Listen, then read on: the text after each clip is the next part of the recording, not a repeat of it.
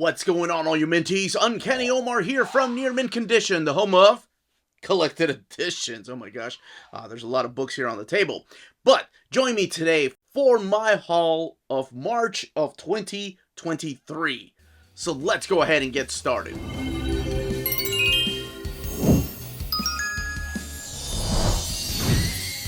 And welcome back, everybody. So what we're looking at here is my haul for the month of March of 2023.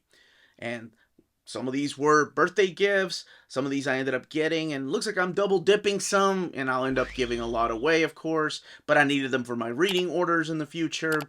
And then there's several surprises in here that I was not expecting to receive. So let's go ahead and get started. So the very first thing we're going to be looking at isn't really a collected edition, but it sort of ties heavily to collected editions. So I had the honor of interviewing Mike Grell at the Lexington Comic-Con in March of 2023. And he is pretty much self-publishing his own John Sable freelance omnibus, a big hardcover collecting his works. He's also doing the same thing with Shaman Tears. But what he didn't put in the collection were the letter pages, which I think is so important to collected editions. Part of my reason that I love the omnibus editions, the Silver Age omnis, the Golden Age omnis, even some of the Bronze Age omnis are those letter pages. To me, it's a time capsule going back to those particular times. And you get to see how fans were reacting to these books. There are some funny letters in here, including a couple of ladies writing in saying that we need some more frontal male nudity here. So I thought that was really cool. Now, if you got the Kickstarter, if you kickstarted the book, this will be sent to you along with the book. So it's exclusive to the Kickstarter. He just had an extra copy he wanted to give me. And yeah, I can't wait till that book is out. I believe it comes out sometime in May through Diamond Comics, so keep an eye out. But yeah, the John Sable freelance book will be coming out in hardcover format. If you want to see a small sneak preview of it, just check out the Mike Grell interview. Now, this is in the dimensions of a standard size trade paperback or comic, but I did want to point that out because the book itself is oversized. From one of my amazing viewers, and he's also on our Patreon and Discord. This is Ross WB. He got me a couple of books, a couple of surprises. So number one was this book of Azrael and Ash, written by Dennis O'Neil, drawn by Joe Quesada. The inks are Jimmy Palmiotti. And this is not collected in that Ash trade paperback. It was one of my hidden gems in February, I believe, whenever I did it. Those hidden gems will come back this particular month in April. I love doing them. I just had a lot of lists and a lot of reading to do in March. But this is the Ash and Azrael one-shot from DC Comics and Event Comics. And it was not collected in any of the trade paperbacks, no matter what edition. So, dude, this was a nice surprise. I was not expecting this. And he also got me a copy of Nowhere Man, because he noticed that I haven't talked about it. It's not... some people pay really close attention to my book tours, and he noticed that I did not have it in my book tour. And this happens to be one of his favorite books. It's a very underrated Image book. So you might see this appear in our Hidden Gems. It is written by Eric Stevenson, who, of course, I think he is now... Is he president of Image Comics? Anyway, he was big in Image Comics at the very beginning. Oh my gosh, who's the artist? I dig that art. Let's see here. Nate Bellegarde. Okay. So he did say that unfortunately it was not finished. And there was another 5 issues that were never collected in trade paperback. And that's always, unfortunately, the sad thing when it comes to Hidden Gems. Sometimes when I do those particular segments, like some of the books that I really enjoyed never got fully wrapped up. Like, I'm so hesitant to talk about books like Morning Glories because that's one of my favorite series that for some reason Nick Spencer just kind of dropped. I don't know. Or there's a lot of Jason Aaron books, Jonathan Hickman books. Maybe I should do a list of my favorite discontinued series, and you all can be heartbroken along with me. But this was a nice surprise. And I picked up the Paul Pope 100. I know nothing about the series other than it's Paul Pope's almost like his magnum opus, and I'm a huge fan of his artwork. He's got this indie mix to his art that I enjoyed so much. This was published by Vertigo. One of my viewers sent us a copy, and I ended up giving it away to another viewer, but I wanted my own copy, and I found one at the Lexington Comic Con, and they just had $2 on it, and I was like, yes, I'll take it. I've been wanting to add this to my collection. I've been wanting to read it, and I know nothing about this book other than a lot of people consider this his top tier book. So I'm glad I found it. It's all in black and white, and it's printed in this. It's not quite glossy. It's semi-gloss type of paper stock they're using. It is a trade paperback. And here's what the back looks like. So I was very happy to find this just in a box, sitting with a bunch of comics. It's some of my favorite things to do whenever I do go to comic conventions is find boxes of comics and then some trades in there. And usually the people just want to get rid of those books. Now you may have noticed a lot of Wonder Woman and Flash trade paperbacks. Well, I ended up picking them up from one of my viewers, Anthony, who was just getting rid of a bunch of paperbacks. And I thought, well, I'm going to need this stuff for reading orders. Now, a lot of the stuff I already have, so you'll be seeing me give stuff away. These are original graphic novels right here. And this stuff I usually donate to schools or those small libraries that are around in neighborhoods. I love doing that because there's just not enough. You usually, when we go around and look at small libraries, I got to make sure that they're okay for all ages, though.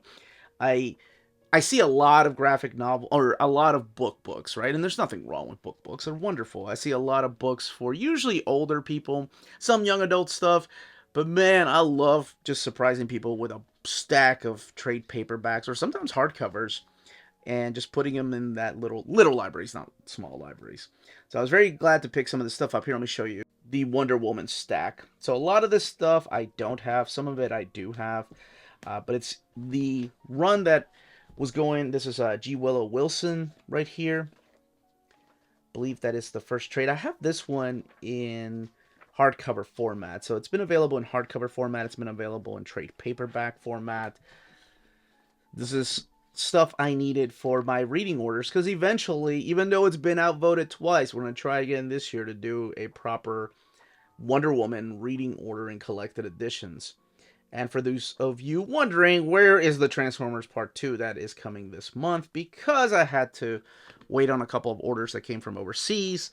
Because Part 2 of Transformers gets really weird.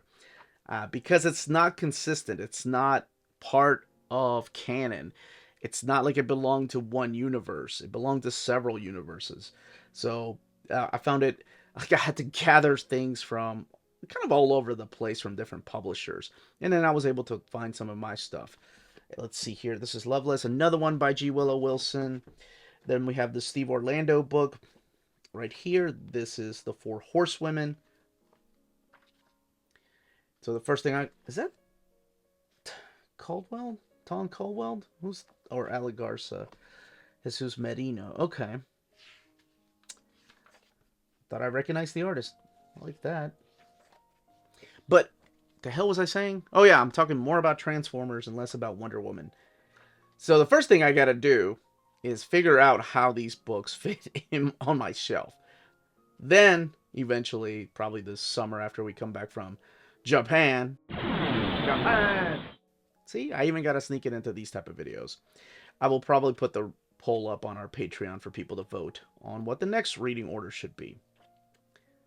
So, man, this is a thickie. This is a big fat trade. Let's see what other Wonder Woman book there is. Lords and Liars. I think this is the first volume of Mariko Tamaki's run on the book. Really like that art. And a lot of this stuff I've not read because I've been waiting to read it in trade. So, oh man, I may end up taking some of this stuff to Japan with us when we head out in June. So, so I'll have to read it because here's Future State. And then that kicks off the next era of Wonder Woman. Whoa. Is that Joelle Jones? I think this is the Joelle Jones. Yeah, Joelle Jones. Phew. This is the new Wonder Woman that Maddie likes. So yeah, this is the beginning of the new era for not just Wonder Woman, but DC Comics too. Future State. And then we had another era after Dark Crisis. Now let's look at from my buddy Partworks Comics Reader. He sent me this amazing gift, and I'll show you the other part of it here in a second. But this is Button Man, and it was during one of our hidden gems that I had mentioned Arthur Ranson, and this is Get Harry X. So this is by John Wagner. It is published by 2000 AD. Here's an introduction by Arthur Ranson, and he did tell me that not everything is collected in here. There's another story that's left out of this particular collection. But my gosh, Ranson's artwork is so gritty. I love it, and it's so awesome through here, and I can't wait to read this. I know nothing about this book other than the fact people have talked about it on my channel whenever I did the 2000 AD Judge Dredd overviews, and I could not wait to read this particular book as soon as I found out about it through my buddy, and then he sent it to me. So this is freaking cool. This is printed on thick, glossy paper too. Man, his art really pops. His art really pops here. All right, but let me show you the other thing he sent. So I have the Transformers stamps he sent me, but now he sent me the Royal Mail stamps of Marvel Comics here, stuff by Alan Davis, of course. And then here, hold on. Here's another one right here. Captain Britain. So some more Alan Davis. And then X-Men. This is so cool because you have the heroes right here. And then you have the villains. And Lee Garbett is the artist. Who takes these apart? That is so awesome. So this was a nice surprise, man. This is so cool. Thank you so much for these really big, surprising gifts, man. Now, if you've been watching my channel, you know I've done an overview already of Adam Strange, collecting 2 different eras of this particular character, and has some JLA stories in here. You can watch that overview by clicking on the link above, or just doing a search for the Adam Strange on Near Mint Condition's channel. But yeah, I've already done an overview of this one, so let's move on to some Flash. Lots of Flash. And some of the stuff I already have. So you have the New 52 era in here. You have some of the Rebirth era in here. And let's actually, oh man, I'm going to have to put this stuff in order. Yay. So yeah, we have some New 52 stuff. I believe I've done a Flash reading order, haven't I? Didn't I? But, you know, I have to get these books because eventually those Flash reading orders will be outdated, and I'll have to update them with new collections like the Mark Waid Omnibus or some more trade paperbacks that were added. Yeah, so some of the stuff I'll end up giving away because I have them already in some format or another. But then there's a lot of stuff. And again, I ended up getting this stuff from Anthony. He made me a really good deal. But there's stuff in here from the Rebirth era, and then eventually what will become, I guess, I don't know what it's called after the Doomsday Clock and the Metal era. I don't think it was anything. It was just known as the New DC era. And again, these are books I'm going to have to put in reading order. But figured now was the time to get these. What's the other? There was another series that I've like, I need to catch up before they go out of print. And I think some of the trades are already out of print. And I'm like, oh, that's going to cost me an arm and a leg whenever I get to that reading order. So I need to go ahead and pick them up. It was a New 52 series. What was it? Might have been Green Arrow. I also need to catch up on Green Lantern 2. That's Gail Simone. And wait a minute, Clayton Henry? Yeah, so some of this stuff I have not read. People keep going on about the Joshua Williamson series. And I finally get to sit down and read it. So, as a matter of fact, these are some of my next books to read. I had them on a pile next to me. And we'll probably continue in that pile until I get caught up. But luckily, I think things are starting to slow down a little bit as far as releases. We're not getting 7 Omnis a week. We're getting... Is this... Yeah, this is another Joshua Williams. What was I going to say? But definitely Scott Collins. We're getting about 1 or 2 Omnis a week. So that's a little more feasible. I can handle that. That's not a lot of reading. But whenever I was trying to read 7 books a week, and I was even 2 months ahead of time, that's a lot of reading. I think my brain was ready to explode or come around December. I needed a break. But yeah, now I think it's a little more doable. So I actually have some time to read for things like this, for research. But I guess it really depends on what the next reading order is going to be voted on after Transformers. First, I got to finish that. This is a lot of books. Howard Porter. Man, I love that guy's artwork. Man, Joshua Williamson wrote Flash for a long time. Flash War. I think the other book I need to get is the Wally West book that takes place after the Heroes in Crisis. But this was a lot of Flash. Some of them in trade paperback. Here, let's look at the spines together just to kind of give you an idea how sometimes difficult this can be. Because you have some, that have numbers on them, and then you have others that don't have any numbers on them. And they all have different spines on them. This is the book I was talking about. This is the Wally West book that takes place after Heroes in Crisis, and I was told that it kind of redeems the character of Wally, but we'll see. So, it's always fun to me. This is actually something that I enjoy, is putting books in order and putting them on my shelf. I don't know, there's some kind of satisfaction that I get from that. That's why it makes me happy when epics are released out of order, and I may be alone here. I think that's just such a smart move, because there's some sensation that I get of filling in a gap with a missing book. So, and it feels the same when I get books that I haven't had. I put them in order and I put them on my shelf. And then I read them. And I don't have to worry about, oh man, what book comes next? I just get them off my shelf and I read them. There's definitely I don't know if there's a word for that, but there needs to be a word for that. I don't know what the hell I'm going on about. This is what I wanted to see. So this is written by Lobdell, and it's drawn by Brett Booth, huh? I've always liked his style. Like, he has that 90s style, of course, from Image, because he drew that, what was it, Backlash, I think was the character's name. It was a Wildstorm character. But he stuck with that style, that Jim Lee-ish style, and it still works for him. I think it's Brandon Peterson, right? Yeah, it's definitely Brandon Peterson. All right, let's continue. Now, before we continue with the haul, here's a quick word from our sponsor. If you're in Europe and you're interested in buying these books, definitely check out Walt's Comic Shop in Berlin, Germany. They have the cheapest pre-order prices, flat shipping rate of €12 for all EU countries, emails answered within 24 hours, waltscomicshop.com, and you can use the code nearmintcondition at checkout and get free shipping for all EU countries with your first order over €40. That's Walt's Comic Shop, your reliable source for omnis and premium collected editions in Europe. Ding! From my wonderful viewer, these next books and a surprise, all come from him as a big birthday gift, and he sent me the most amazing letter that just, man, it moved me. And I haven't had a chance to email you back, man, but I promise I will. So let's talk about books. So he sent me a bunch of Rebellion 2000 AD books, Titan books, and here are the books. So this is Ant Wars, and not only that, because he knows I know nothing about this stuff, but he kind of gave me a quick synopsis as to what they are. This is amazing. So this is Ant Wars, and all it is giant ants munching their way across South America.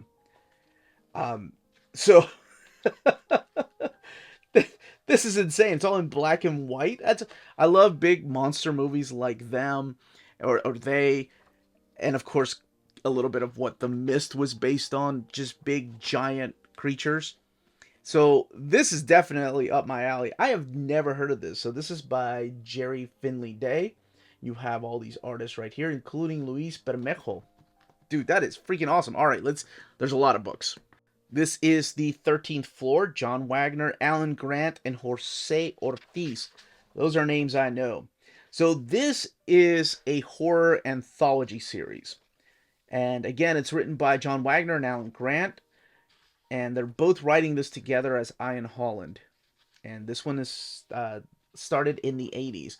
So even at Rebellion, they had their own horror anthology. And I do love horror anthologies. And honestly, I don't know what it is. I've come to love the black and white ones a little bit more. Maybe because of Creepy and Eerie magazine, or the way that I own some of the House of Secrets and House of Mysteries from DC Comics. I had them in showcase format, which is their version, DC's version of the Essentials format. All right, let's keep going. Before Harry Potter, there was Luke Kirby, Summer Magic, the complete journal of Luke Kirby, Alan McKenzie, John Ridgway, and Steve Parkhouse. So I assume this is something like Books of Magic. So he says a lot of similarities to Harry Potter. Okay, outside of the main character looking like the character of Books of Magic. But apparently there's a lot of similarities between Harry Potter and this book right here. So it precedes Harry Potter, though, by a decade. And this is one that I've never heard of. I do like the fact that they're working with different artists and there's some black and white art there towards the beginning. Let's see. That's what the back looks like right here, summer of 1962. All right, this is one that he gave me a warning. This is the Bo Jeffrey saga, but it's got Alan Moore and Steve Parkhouse as the artist. But he did warn me. He said, I don't know how much of this you'll get. You may not like it because it's very, very British. It's kind of a British version of the Addams Family, is the way he described it. And it first appeared in the Warrior comic. Oh, that's the Warrior comic is Miracle Man, or I guess Marvel Man, and also V for Vendetta. This is a book that Alan Moore wrote. I don't know if my buddy Super Laugh Hard probably knows about this one. He's another one of my wonderful viewers that knows all about these particular stories. But this one, is it published? This is published by Knockabout. And it's brought over to America by Top Shelf Productions. Okay. Well, I guess with a name like Alan Moore, you would have to bring most of his stuff over. And at this moment, I just want to remind you all to smash that like button if you haven't yet. And subscribe if you haven't subscribed yet. We put out videos every day. This is crazy. When I was doing my upcoming collected editions for the month of, I think April or March, I saw this book, or volume 3 of this book. This is The Leopard from Lime Street. And the concept, the way that he wrote it is so ridiculous. It's a teenager that's scratched by a radioactive leopard and gains leopard powers. That's it. Dude, that's straight up one of the stupidest concepts for a book, but it was ongoing for so long because there's a volume 3 of this that's coming out, and I had never heard of this until I did the upcoming collected editions, and I saw the cover and I'm like, what the hell is this? And that's the origin story. Dude, that's awesome. So this is volume 1, Birdman and Chicken. This is one that's for all ages, and it's definitely a parody of Batman and Robin, including a lot of the villains, it looks like. So this one I have heard of, and some of these I have, but others I was completely lost. I'm like, I have never heard of this, but damn, does it sound like it's up my alley. Now, let's see. This here is Black Max, Volume 1. And this is one that he said used to scare the crap out of him when he was a kid. Because it's Baron Maximilian von Clor, aka Black Max, has telepathic control over giant killer bats, and he uses to tear down the British biplanes during World War I. So the book is about the villain, huh? Interesting. Artwork looks killer. Did it say who the creators? Frank Pepper, Ken Menel, Eric Bradbury, and Alfonso Fowl. Now that I've not heard of. So this is from the Pages of Valiant, The House of Dahlman. Tom Tully, Eric Bradbury, and these names are all starting to sound familiar. I have so much to read. These are all have been softcover, by the way. So this is The House of Dahlman, and it's about a scientist named Eric Dahlman who has a team of small robots, all with special abilities that they end up fighting crime with. Initially, it was claimed that he provided the voices through ventriloquism, but later on, the robots had voices while they were far away from Dahlman. And on several occasions, while he was unconscious, they seemed to be alive, sort of like AI. So that's what this is another one that I've not heard of. All of this looks like, yeah, all this is in black and white. So this one here is a hardcover, and according to Dave Gibbons, arguably the greatest villain in British comics. Okay. This is from Titan Comics, or Titan Books, and it is the King of Crooks. So he looks like Spock in a black bodysuit, and sometimes it's bright yellow. He has large, chunky web spinners and a jetpack, and is a bit of an anti-hero. No explanation is ever given about his otherworldly appearance. That's awesome. Apparently, 2000 AD tried to reboot him in other British heroes. In a special annual, they turned him into a Hannibal Lecter type of character that was not cannibalistic. And sadly, it never took off. So this one does come with a dust jacket. And it just has the title right there. Nothing on the front or the back of the book. But it is a hardcover and looks like all of it is in black and white. Dave Gibbons, Albion. I've heard of that one. Steel Claw, The Vanishing Man, Volume 1. So another one that's published by Titan with nothing on the front or the back. It's just the spine of the book.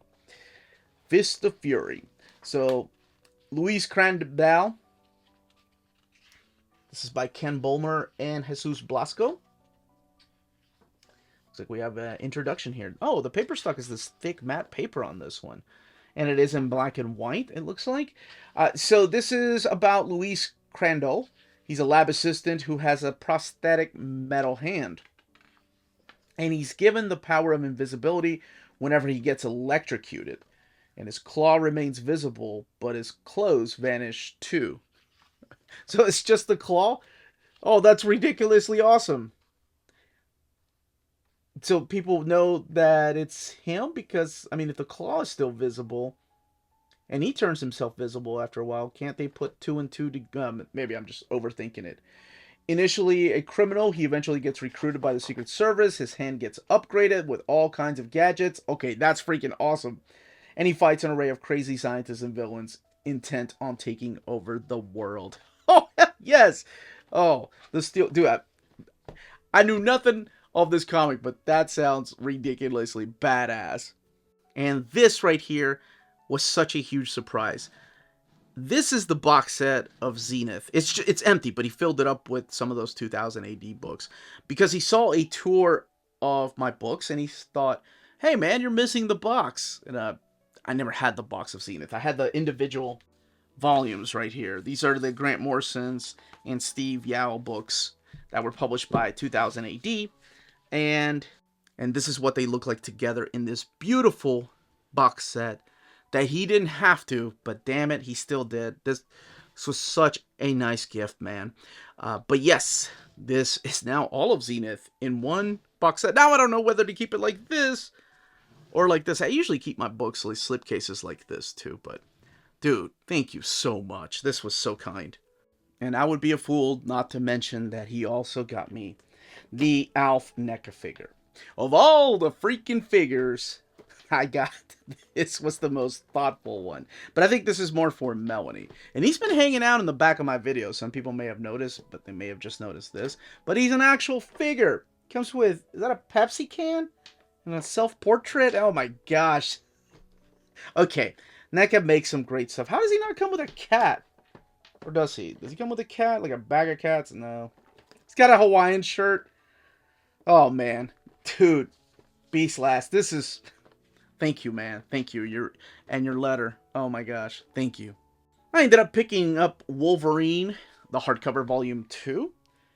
Parental advisory. So this collects Wolverine 14 through 25. It's already been collected in trade paperback. This is one that, you know, Marvel doesn't send me everything, so I picked this up for myself for my own collection. Because, unfortunately, when these books go out of print, my goodness, man. Like, that Excalibur Volume 1, I had no idea it was going to go out of print so quick. So, I don't know, sometimes my dumbass just FOMOs myself and, like, well, I got to get it now before it goes out of print, because it's a Volume 2, because when a Volume 3 comes out, if Volume 2 is out of print, oh, man, that's going to be a mess. Now, this doesn't wrap up the series, because it still continues, unlike Excalibur and unlike Marauders. This continues, so there should be a volume 3. Like, so we've had Cable, we've had Excalibur, we've had X-Men, even though that's an omnibus, and we've had X-Force. There's a volume 2 coming out, I believe, in May. We've had Hellions, all of it collected in there. And I guess the one that continues are both of the Benjamin Percy series. We have Wolverine, and we have X-Force. Man, this one, ups and downs, right? Like, when I think he loses me, he brings me back. And then when I think that I'm like, oh, this stuff is amazing, he's brilliant, I'm like, damn it, you lost me again. You know, adamantium surfboard. But then there are moments that I'm like, oh man, I really like this character. And then there are moments that like, what are you doing with Maverick? Anyway, if you read it, you know what I'm talking about if you're a fan of Wolverine. Or maybe you don't. Maybe you're really enjoying this. But I do have to give credit where credit is due, and that is the art. It's nice to see Adam Kubert come back to the... Or Kubert, sorry. Sorry about that, Hamza. Adam Kubert come back to Wolverine. He's one of my favorite Wolverine artists, and it's just almost like welcome him back home. Like he's done Wolverine a couple of times in the Pages of Wolverine with Larry Hama, and then of course during the the Apocalypse of 12 storyline, he drew him in the Uncanny X-Men book.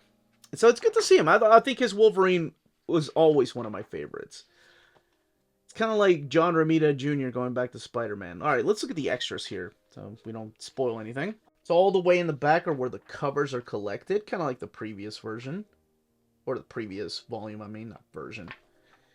They're not all splash pages, though. Some of them are thumbnails. Like so. Oh, and underneath the dust jacket is that design that the first volume had. This one is printed, I believe this is the iMac printer, if I'm not mistaken. And retails for $39.99. Yes, this is the iMac printer. I believe Volume 1 was printed in America. Or I could be mistaken, but that's Wolverine Volume 2. The fine folks at Living the Line, who have their own YouTube channel and are publishing their books, sent me this, and this is one that was on my radar. I had no idea it was them, though. It's Eric Creek's The Exile.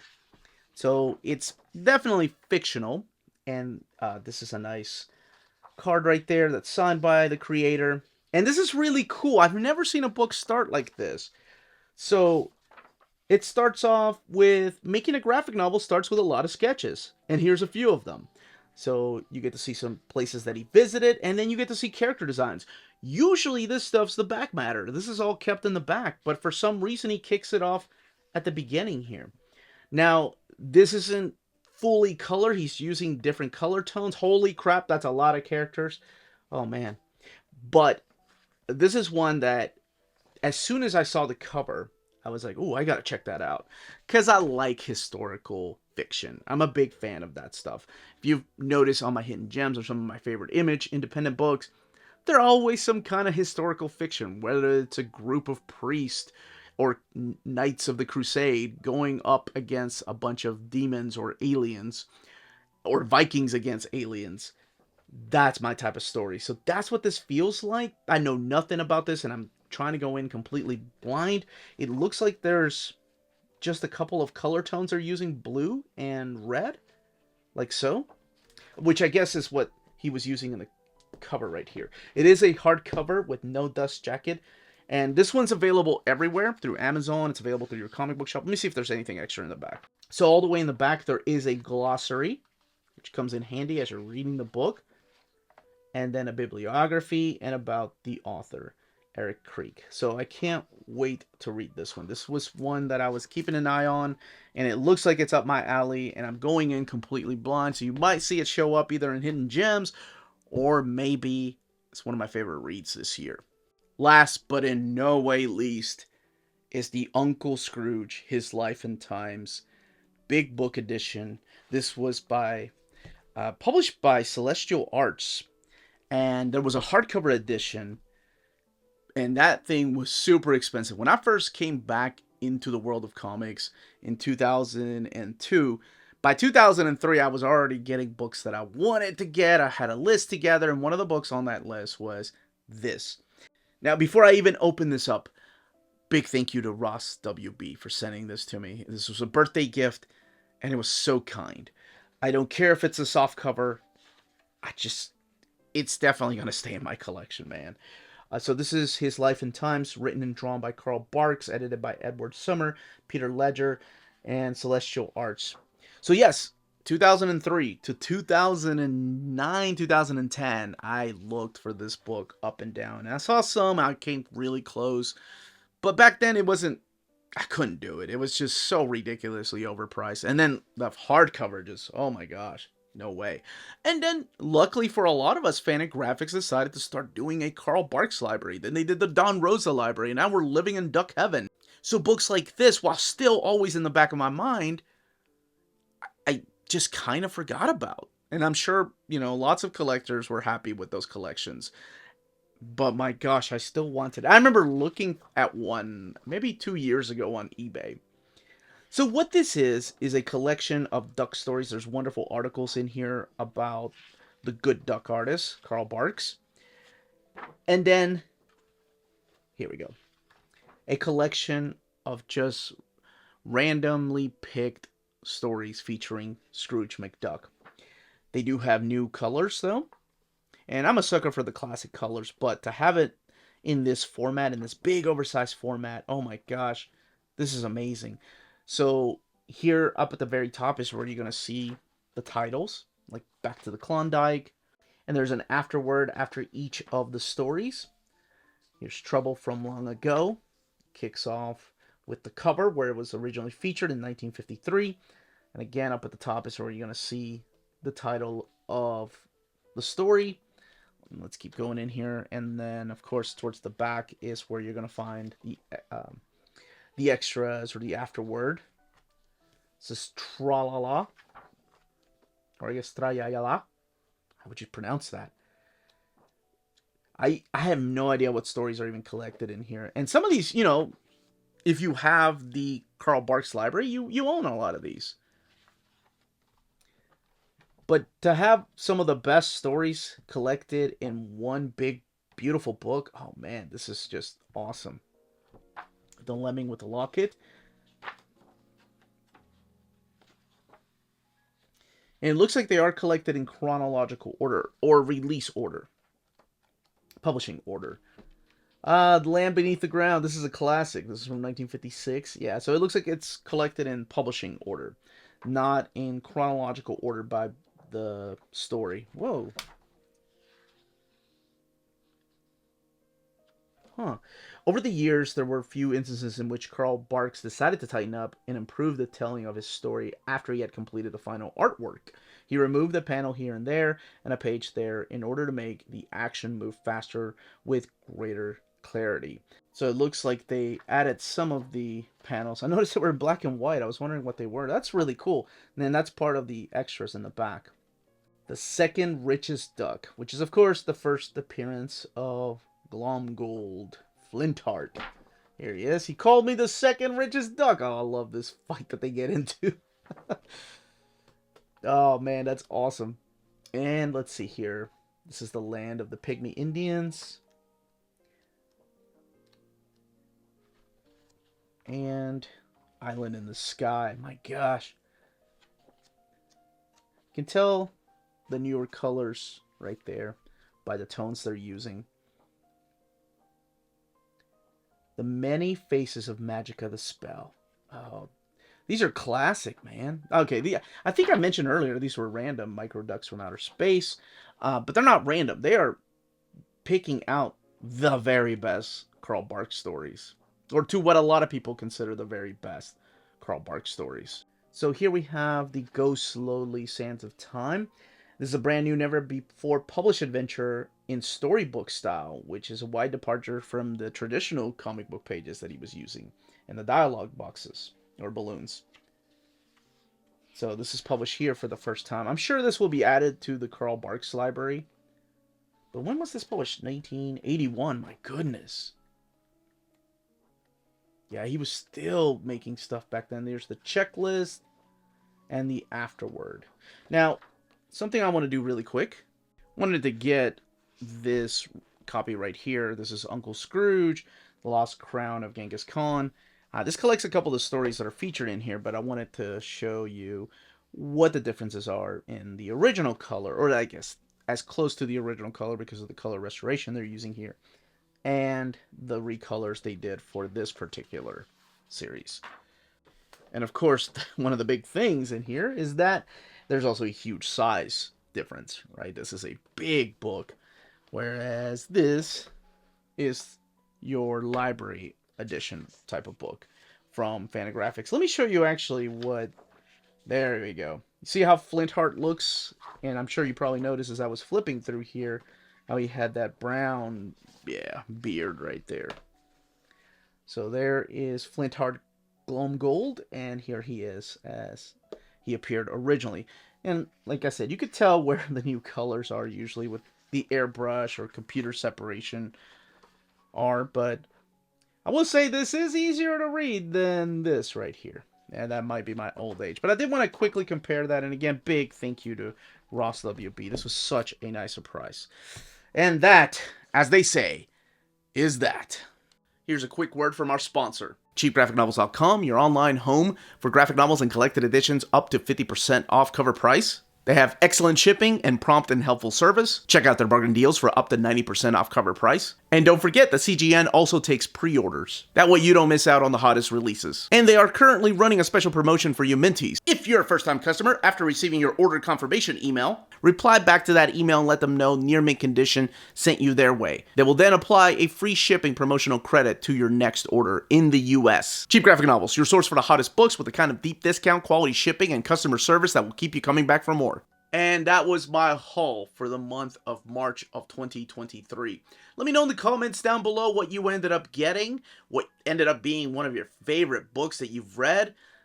After all, it is about reading, and what you recommend people should pick up, and what you're excited to get in April. But this was the Uncanny Omar. Thank you all so much for watching. Don't forget to smash that like button, subscribe, and ring that bell for notifications. Everyone, stay healthy and safe out there. Much love.